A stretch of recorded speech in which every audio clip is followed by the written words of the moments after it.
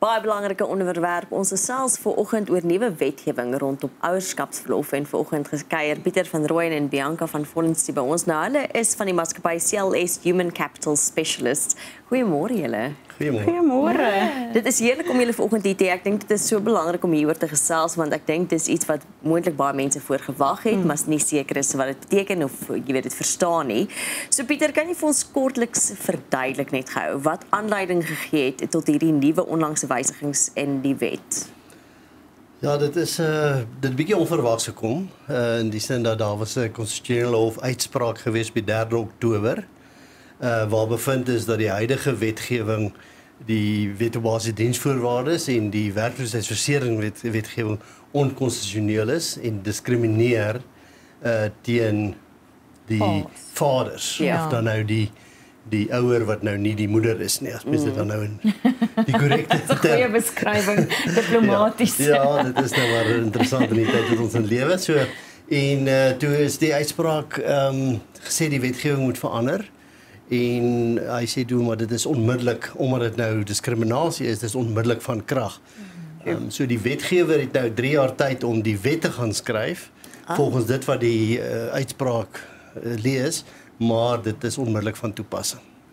Nou waarom was hierdie veranderinge nodig geweest en dan ook watter leemtes in die wet probeer dit aanspreek? Primêr is dit die diskriminasie teen mans. Ja. En as jy mooi daaraan dink, ook eintlik teen vrouens, want hulle is die enigste persoon of dan ouer wat die verantwoordelikheid moes dra. So nou kan hulle dit verdeel. I mean, deesdae is vrouens in professionele poste en mans dalk in 'n minder professionele pos. Nou kan die man 'n gedeelte van die verlof wat nou 4 maande en 10 dae is, kan hulle nou deel tussen hulle. Die vrou is net moet dan 10 dae voor die geboorte en 6 weke na die geboorte mag sy nie werk nie tensy 'n dokter dit goedkeur. Sure. Bianca, as ons kyk na die ou wetgewing en die nuwe bepalinge, wat is die grootste verskille?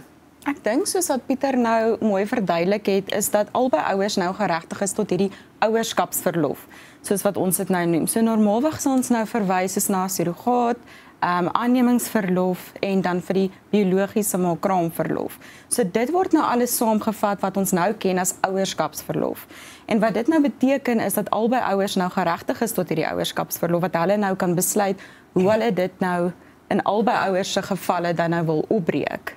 Tussen mekaar, maar nog steeds te hou by die 4 maande en 10 dae. Pieter, is hierdie veranderinge reeds in werking en van wanneer af moet werkgewers hoe voldoen werkgewers daaraan? Dit is dadelik van toepassing. Is dit? So nou wat dit bietjie ongemaklik maak is normaalweg as wetgewing ingestel word of verander, dan is dit 'n lang proses. Dit kan enigiets tussen 12 maande en 36 maande vat wat daar publieke deelname is en dit word bespreek en op programme soos hierdie word dit is in aanloop. Nou hierdie is 'n wetgewing of 'n uitspraak wat dadelik van toepassing is. So nou moet werkgewers daaraan voldoen. Wat dit ongemaklik maak vir werkgewers is dat dit nou dis beplanning. So nou papi is nou kry hulle die gesin kry baba en nou is hy geregtig daarop om 2 maande weg te wees van die werk af of 4 maande of dit met 3 maande om die maande die eerste deel te so ja, dit is dadelik van toepassing want in die uitspraak het die konstitusionele hof uitspraak gelees dat dit is onmiddellik van toepassing. So ja, dit is dadelik van toepassing en die mense het die tyd gehad om voor te berei. Ekskuus, ek's nou nie 'n kenner nie, maar jy het net gesê ook hulle sal nou soos 3 jaar vat om dit te skryf, die wet. As die wet nog nie geskryf is nie, maar is van toepassing, is daar nie so 'n bietjie van 'n mis tussen die twee nie of maak dit nie regtig saak dat die wet dan nou nog nie geskryf is nie? Ja, in die uitspraak het die konstitusionele hof eintlik die wet reeds geskryf. So hy is in 'n konsepvorm wat nou wet is. Ja. So dit is in detail geskryf oor hoe dit van toepassing gemaak kan word. So nou die parlement tyd vir 3 jaar om dit te gaan blink polish en kyk dat hy daarom ordentlik is.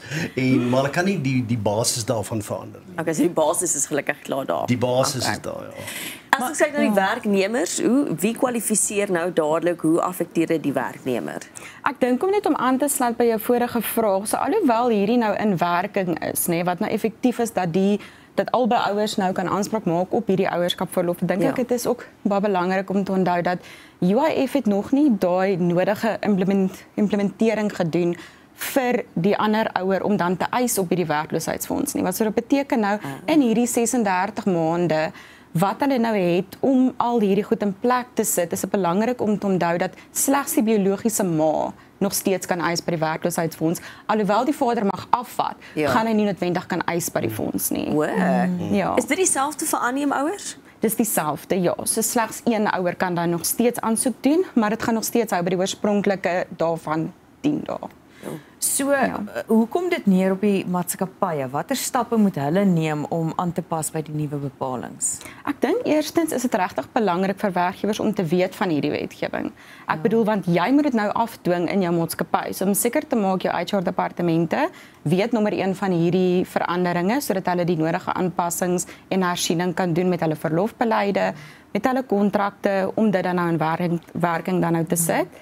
En dan nou ook natuurlik om opleiding te bied vir hulle hoofbestuur of bestuurders, want hulle is tog die mense wat elke dag nou gaan werk met hierdie tipe aansoeke.